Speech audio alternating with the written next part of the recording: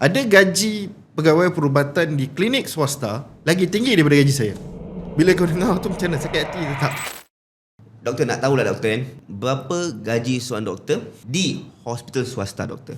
Di hospital swasta swasta ni dia banyak ambil pakar.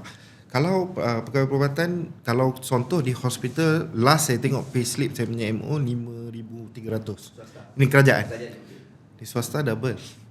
10. Boleh pergi 10, boleh pergi, ada yang saya pernah tengok 13, ada yang dapat 8. Tapi dia anjakan yang besar kan.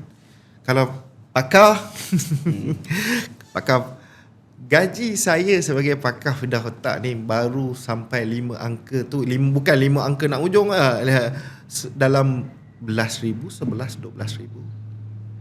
Tapi gaji yang saya boleh dapat sekiranya saya ke swasta 8 hingga 10 kali ganda. Mungkin lagi tinggi kalau ada rezeki, mungkin boleh. Tapi tidaklah akan sama seperti di hospital kerajaan. Sebab tu kalau kita tengok yang pegawai perubatan yang muda ni, kalau contoh klinik-klinik ni, dia punya offer gaji 8,000. Bila dia orang tengah dia offer tu gaji dia orang 4,000, double loh. Dia orang kan jam. And 8,000 tu dia ada commission, dia ada sale, dia akan ada partnership. Ada gaji pegawai perubatan di klinik swasta lagi tinggi daripada gaji saya. Bila kau dengar tu macam mana? Sakit hati tu tak? Jurang itu memang beza.